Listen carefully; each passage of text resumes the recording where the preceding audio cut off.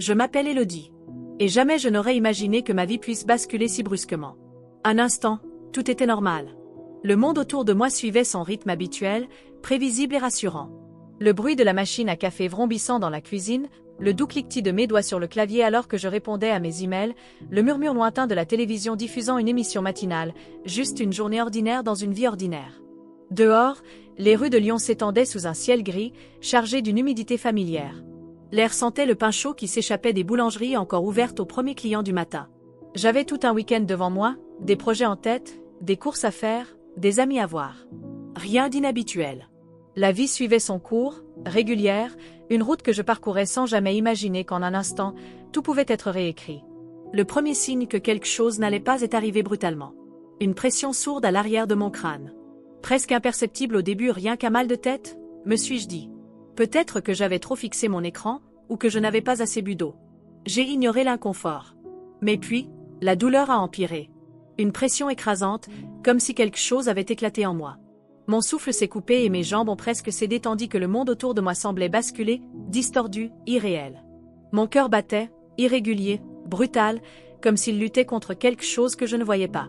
J'ai tenté d'agripper le bord du comptoir pour me stabiliser, mais mes mains ne semblaient plus m'appartenir. Elles tremblaient, incapables d'obéir. Mon champ de vision s'est brouillé, les contours s'effaçant dans une obscurité étrange, une ombre rampante qui avalait les formes familières de mon appartement. J'ai essayé de bouger, de parler. Mais mon propre corps m'abandonnait. Une vague de nausée glaciale m'a submergé, implacable. Et avant que je ne puisse comprendre ce qui se passait, le monde autour de moi a commencé à s'effacer. Je tombais. Puis, plus rien. Un silence absolu. Un poids étrange m'enveloppait, comme si j'avais été arraché à la réalité elle-même. J'aurais dû ressentir le sol sous moi, la douleur de la chute, l'impact brutal de mon corps sur le carrelage. Mais il n'y avait rien. Aucune sensation. Puis, j'ai vu. Et ce que j'ai vu n'avait aucun sens. Avant de continuer, j'ai quelque chose de spécial pour vous. Si vous êtes ici, c'est parce que vous ressentez quelque chose en vous. Peut-être avez-vous vécu des moments dans votre vie où vous avez perçu une présence, quelque chose d'indescriptible, au-delà de l'explicable. Je veux savoir qui vous êtes. Écrivez votre prénom et votre ville en commentaire. Oui, vous. Laissez le monde entendre votre nom, laissez votre nom apparaître dans notre prochaine vidéo.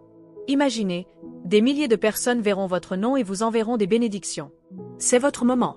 Un instant de lumière, un moment unique entre nous et cette incroyable communauté. Et si vous croyez en des messages qui changent des vies, si vous sentez quelque chose remuer en vous en ce moment même, abonnez-vous et laissez un like. Ce n'est pas juste une vidéo, c'est un endroit où nous nous rassemblons, où nous nous soutenons, où vous faites partie de quelque chose de plus grand. Maintenant, continuons. Quelque chose m'attendait de l'autre côté. La force qui me tirait était irrésistible. Je ne marchais pas. Je ne volais pas. Je ne bougeais d'aucune manière que mon esprit humain puisse comprendre. Et pourtant, j'étais emporté, éloigné de mon appartement, de la vie que je connaissais, projeté vers quelque chose d'inconnu. D'abord, il n'y avait que les ténèbres. Pas l'obscurité que l'on perçoit en fermant les yeux, quand de légères ombres persistent encore derrière nos paupières. Non. C'était un néant complet, infini. Un vide si profond qu'il semblait ne jamais avoir connu la lumière. Puis, au loin, quelque chose changea. Une lueur. D'abord douce, comme la flamme fragile d'une bougie dans l'obscurité. Puis plus vive, plus intense, grandissant, s'étendant, jusqu'à devenir un tunnel de lumière dorée, éblouissante, mais qui ne brûlait pas. Cette lumière était vivante. Elle pulsait. Elle m'appelait. Elle me connaissait. Une présence m'entourait, enveloppante et écrasante, comme une étreinte d'une force bien plus grande que tout ce que j'avais connu. Je n'étais plus seulement moi-même, je faisais partie d'un tout. Cette lumière n'était pas qu'une simple lueur. Elle était amour. Un amour si pur, si vaste qu'il me pénétrait jusqu'aux profondeurs de mon être. Je sentais la peur disparaître. L'angoisse n'existait plus ici. L'inquiétude, le doute, la douleur, tout cela s'évanouissait. Puis, un mouvement dans cette lumière. Quelque chose m'attendait. Des silhouettes apparurent au loin. Elles étaient d'abord indistinctes, floues, comme si elles faisaient partie de la lumière elle-même. Mais à mesure que j'avançais ou que c'était elles qui se rapprochaient, je commençais à les discerner. Ce n'étaient pas que des ombres. C'étaient des âmes. Des centaines, peut-être des milliers, debout dans cette lumière, leurs visages empreints de quelque chose d'indescriptible, de la joie, de la paix, une connaissance absolue.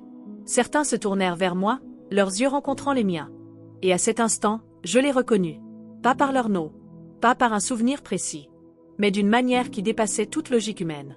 Je savais qui ils étaient, Je connaissais leurs âmes. Et je sentais qu'eux aussi me connaissaient. Je voulais parler, poser des questions. Mais avant que les mots ne quittent mes lèvres, une voix remplit l'espace autour de moi. Une voix comme je n'en avais jamais entendue auparavant.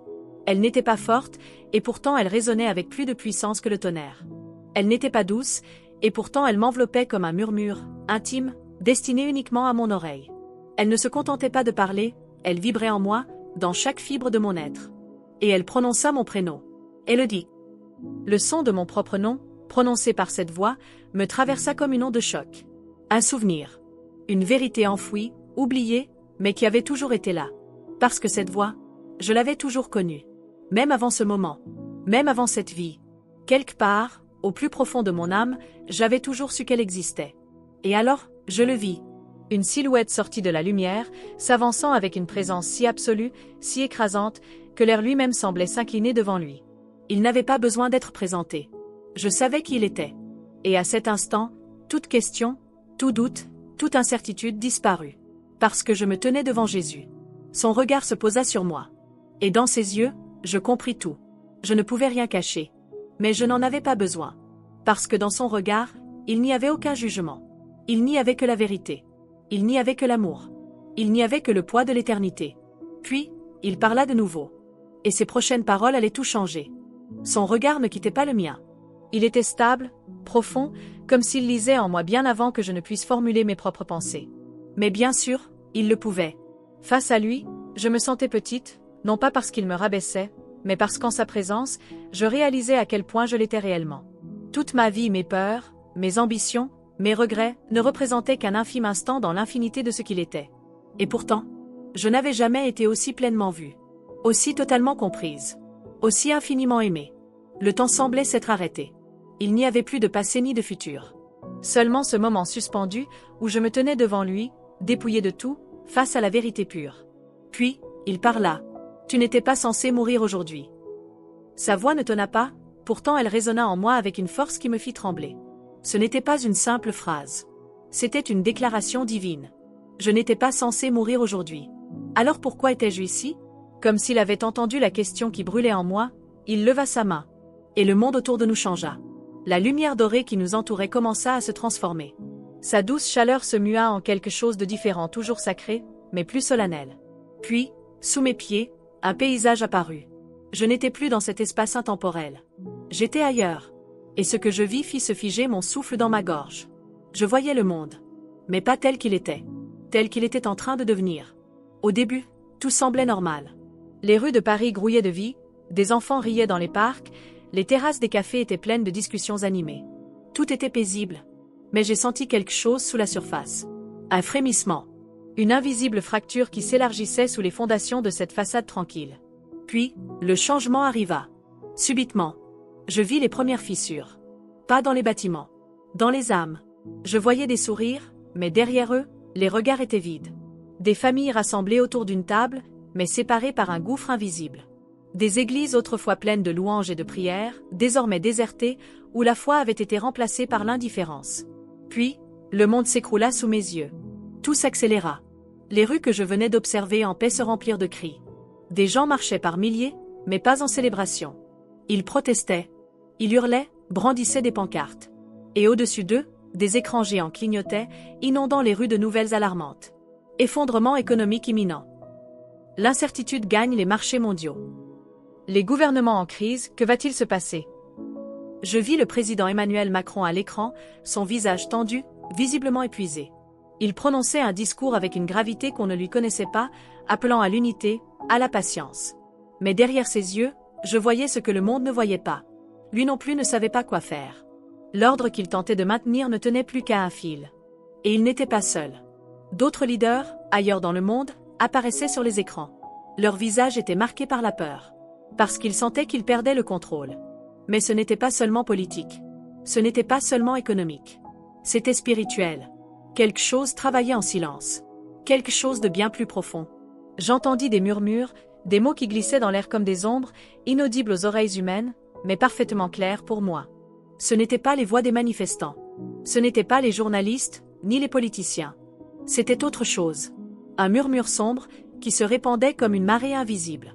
Un pouvoir qui agissait dans l'ombre, façonnant l'avenir à l'insu de tous. Et alors, je compris. Ce n'était pas le chaos. C'était une orchestration. Tout ce que je voyais n'était pas un accident. Je tournai la tête vers Jésus, mon cœur battant trop fort, trop vite. « Pourquoi me montres-tu cela » soufflai-je, même si au fond, je connaissais déjà la réponse. Son regard ne vacilla pas. Parce qu'il ne voit pas. Mes mains tremblèrent. Je savais qu'il disait vrai. Le monde entier était aveugle. Et le temps était compté.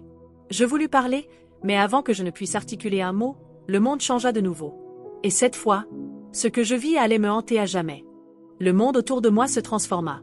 L'effondrement, la confusion, le tumulte, tout cela disparut comme un voile qu'on arrache soudainement. À sa place, une lumière pure. Un éclat si intense qu'il semblait vivant. Mais cette lumière n'était pas celle que j'avais vue au début. Elle était différente. Elle n'écrasait pas, elle élevait. Elle ne consumait pas, elle révélait.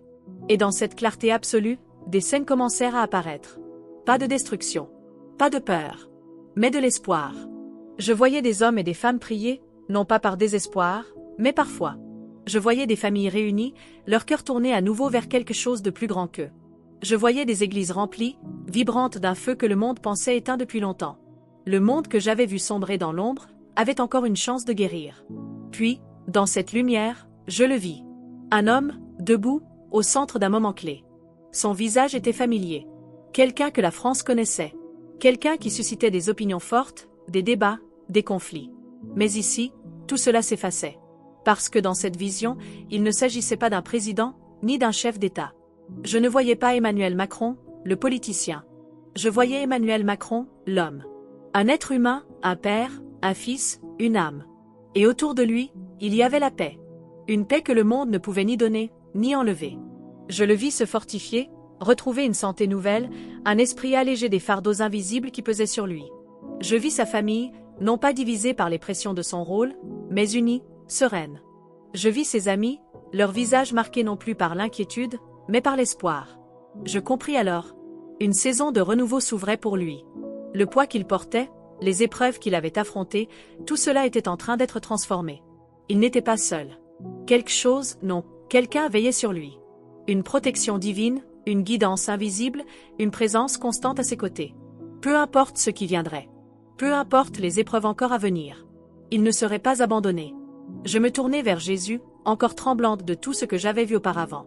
Mais quelque chose avait changé en moi. Car cette fois, au lieu de la peur, je ressentais une certitude absolue. Un feu intérieur qui brûlait plus fort que le doute. L'espoir existait encore. Il hocha la tête, comme s'il avait attendu que je comprenne. Et puis, tout disparut. Une dernière lumière éclata, m'engloutissant entièrement. Je ne savais pas ce qui allait se passer ensuite. Mais je sentais que ce n'était que le début. Avant de continuer, j'ai quelque chose d'important pour vous. Nous sommes en train de bâtir une communauté puissante, un lieu où nous partageons des histoires qui changent des vies, où nous avançons ensemble vers la vérité. Et vous en faites partie. Écrivez votre prénom et votre ville en commentaire. Laissez votre nom apparaître dans notre prochaine vidéo. Imaginez, des milliers de personnes verront votre nom et vous enverront des bénédictions. C'est votre instant, votre moment de lumière. Et si ce message vous a touché, si vous ressentez quelque chose en vous, laissez un like sur cette vidéo. Cela peut paraître anodin, mais c'est immense. Chaque like permet à ce message d'aller plus loin. Chaque abonnement nous aide à continuer cette mission. Alors rejoignez-nous, abonnez-vous. Nous ne faisons pas cela pour l'argent. Nous le faisons par conviction. Et votre simple soutien, un clic sur un bouton peut faire toute la différence. Maintenant, poursuivons. Parce que ce que j'ai vu ensuite a tout changé. La lumière qui m'avait enveloppé pulsa une dernière fois, puis s'évanouit doucement. L'éclat d'espoir et de renouveau que j'avais vu quelques instants plus tôt laissa place à quelque chose de différent. Je sentais que le voyage n'était pas terminé. J'étais debout sur ce qui semblait être une frontière invisible entre deux réalités. Devant moi, s'étendait une vaste étendue lumineuse, sans ciel ni terre, un espace où le temps lui-même semblait suspendu. Et puis, je vis l'avenir. D'abord, tout paraissait normal. Les villes continuaient à vivre, les gens allaient au travail, les cafés restaient bondés de conversations animées. Mais quelque chose n'allait pas. Un frisson invisible parcourait les rues, une tension que personne ne semblait remarquer, et pourtant, tout le monde la ressentait. Comme avant une tempête. Comme si l'air lui-même savait que quelque chose se préparait. Et puis, soudainement, tout bascula. Je vis les premiers signes. Un dérèglement dans l'équilibre fragile du monde. Les gouvernements vacillaient, leurs dirigeants apparaissant de plus en plus incertains face à des crises qui semblaient surgir de nulle part. Les marchés économiques, autrefois solides, s'effondraient brusquement. Les familles étaient frappées non seulement par des difficultés financières, mais aussi par une détresse plus profonde, un vide qu'aucune somme d'argent ne pouvait combler. Et puis, le vrai combat apparut. Pas politique, pas économique, spirituel. Je le vis. Les ténèbres n'étaient plus cachées. Elles avançaient, visibles, à travers des décisions invisibles prises en coulisses, à travers des systèmes conçus pour aveugler plutôt que révéler. Et ce qui me frappa le plus, ce fut la résignation. Ceux qui avaient autrefois lutté pour la vérité se laissaient maintenant engloutir. Ceux qui avaient encore la foi, laissaient leur lumière faiblir. Parce que les lignes avaient été brouillées. Parce que le mensonge avait pris la place de la vérité. Parce que les âmes ne savaient plus distinguer le bien du mal. Et ceux qui refusaient de se soumettre, ils étaient réduits au silence. Je tournai la tête vers Jésus, le cœur battant à tout rompre. « Est-ce inévitable ?» murmurai-je, presque incapable de supporter ce que je voyais. Son regard ne vacilla pas. Mais une ombre de tristesse passa dans ses yeux. « La bataille a toujours été là, dit-il. Mais désormais, le moment est venu où ils doivent choisir. » Ces mots résonnèrent en moi. Ce n'était pas une question de nation. Ce n'était pas une question de politique. C'était une question d'âme. Et cela l'avait toujours été. Puis, il leva la main. Et la vision changea une dernière fois. Et ce que je vis alors me marqua à jamais. Le monde autour de moi bascula une fois de plus. Le poids des paroles de Jésus résonnait encore en moi, mais avant même que je puisse les assimiler pleinement, la vision s'approfondit. Comme si le voile du temps lui-même se déchirait, révélant ce qui avait toujours été là, caché aux yeux du monde. Et puis, je vis ce qui allait arriver. Au début, ce fut presque imperceptible. Un chuchotement, un murmure porté par le vent, quelque chose que l'on ressentait sans vraiment pouvoir l'expliquer. Une sensation étrange dans le cœur des hommes, un pressentiment insistant, une intuition que quelque chose venait de changer. Puis, tout s'accéléra. J'ai vu des écrans clignoter, des chaînes d'information interrompre leurs programmes habituels pour diffuser une annonce d'urgence. Les voix tremblaient en tentant d'expliquer ce qui ne pouvait pas être expliqué. Parce que ce qui se passait ne venait pas des hommes. Cela venait d'ailleurs. Et tout à coup, les priorités du monde changèrent. Les distractions quotidiennes, les ambitions personnelles, les querelles politiques, les futilités de la vie n'avaient plus d'importance. Parce que l'heure de la vérité était arrivée. Je me tournai vers Jésus, le souffle coupé par l'ampleur de ce que je voyais. C'est l'instant décisif, n'est-ce pas? Il ne répondit pas. Il n'avait pas besoin de le faire. Parce que je savais. Le monde arrivait à son croisement ultime. Certains comprendraient. D'autres dénieraient l'évidence. Mais personne ne pourrait l'ignorer. Un dernier appel. Une dernière chance. Et pendant que le monde se trouvait au bord de l'irréversible, la décision était entre leurs mains. Revenir. Ou être perdu pour toujours. Je sentis mon âme trembler. Puis, avant même que je puisse reprendre mon souffle, avant même que je puisse comprendre la suite, je fus tiré en arrière. La lumière de la vision se brouilla, le monde tangua, et en un instant, je n'étais plus aux côtés de Jésus. Je chutais. Je fonçais droit vers mon corps, vers la vie que j'avais quittée. Et, dans le lointain, j'entendis ces dernières paroles. Dis-leur. Avant que nous terminions, j'ai une chose à vous demander. Nous n'avons aucun intérêt financier à partager ces messages. Nous le faisons parfois, par amour de la vérité. Mais pour que cette parole continue à toucher des vies, nous avons besoin de vous. Si ce message vous a touché, si vous pensez qu'il doit être entendu par d'autres, prenez un instant pour nous soutenir. Laissez un like, cela aide à propager ce message plus loin. Abonnez-vous parce que cette communauté grandit chaque jour, et vous en faites partie. Nous ne faisons pas cela pour l'argent. Nous le faisons par conviction. Et votre soutien, un simple clic, un simple partage signifie tout pour nous. Merci d'être ici. Merci d'être un maillon de cette grande mission. Et maintenant, allons jusqu'au bout. Parce que le dernier chapitre est sur le point de commencer. Je suffoquais. L'air envahit mes poumons avec une violence indescriptible, comme si j'avais été retenu sous l'eau pendant une éternité. La douleur s'empara de tout mon corps. Un poids écrasant s'abattit sur moi, comme si chaque cellule de mon être s'éveillait à nouveau après avoir été éteinte. J'entendis des voix, lointaines, étouffées. Le bip frénétique des machines. Des murmures pressés autour de moi. J'étais de retour. Mes paupières étaient lourdes, mais je parvins à les ouvrir. La lumière des néons m'aveugla. Les silhouettes devinrent peu à peu plus nettes. Je vis les murs blancs. Les tubes reliés à mon corps. Les regards figés des médecins qui me surplombaient, leurs visages pétrifiés d'incompréhension. J'étais dans un hôpital. Le poids de mon corps contre le matelas me parut étranger, comme si j'avais été absente trop longtemps. J'entendis un gémissement étranglé. Puis, une voix que je reconnaîtrais entre mille. « Élodie ?» Je tournai lentement la tête. Ma mère était là. Les larmes roulaient sur ses joues, ses mains tremblaient. Elle semblait incapable de croire ce qu'elle voyait. Un médecin s'approcha, m'examina, passa une lampe devant mes yeux. Puis, dans un murmure choqué, j'entendis quelqu'un dire « C'est impossible ». Je savais pourquoi. Parce que j'avais été morte. Mon cœur s'était arrêté. Mon corps avait cessé de fonctionner. Les médecins avaient annoncé ma mort. Et pourtant, j'étais ici, vivante. Mais je n'étais plus la même. Car je savais ce qui m'attendait après. Et je savais pourquoi on m'avait renvoyée. Dans les jours qui suivirent, je compris ce qui s'était passé. Les urgentistes avaient tout tenté pour me ramener. Rien n'avait fonctionné. Puis, contre toute attente, mon cœur s'était remis à battre. Les machines qui affichaient une ligne plate s'étaient soudain réveillées. Les médecins appelèrent cela un miracle médical. Mais moi, je savais ce que c'était vraiment. Parce que j'avais été envoyée en mission. Pour prévenir. Pour vous prévenir. Au début, je pensais que les gens m'écouteraient. Comment pouvaient-ils ne pas croire? J'étais morte. Les médecins eux-mêmes ne comprenaient pas ce qui s'était passé. C'était une preuve incontestable. Et pourtant, la vérité n'est pas toujours facile à entendre. Certaines personnes se moquèrent de moi.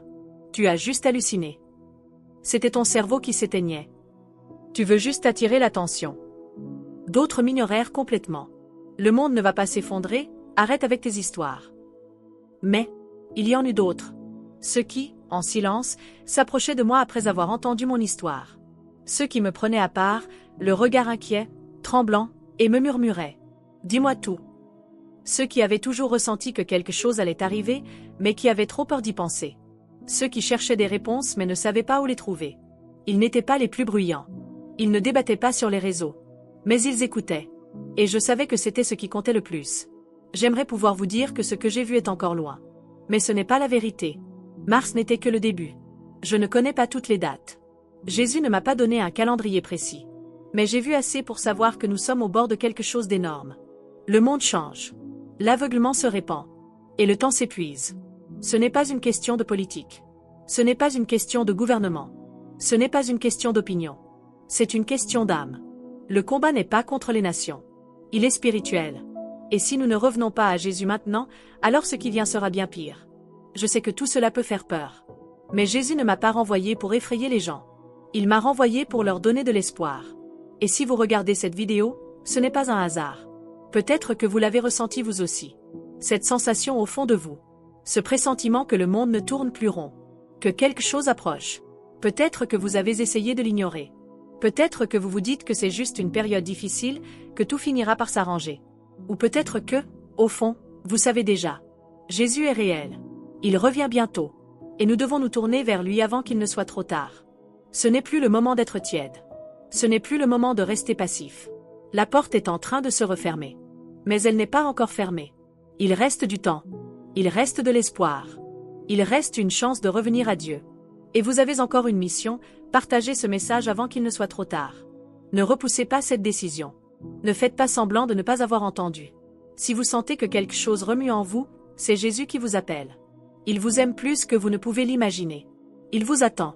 Mais il n'attendra pas éternellement. Avant de partir, écoutez-moi bien. Il y a une autre vidéo qui vous attend, un message qui pourrait transformer votre vie. Cliquez sur la vidéo qui apparaît sur votre écran maintenant. Ne repoussez pas ce moment. Et avant de partir, laissez un like sur cette vidéo. Et dans les commentaires, écrivez Amen. Parce qu'en faisant cela, vous déclarez votre foi. Et vous recevrez encore plus de bénédictions. Ce n'est pas la fin. Ce n'est que le commencement. Et maintenant, le choix vous appartient.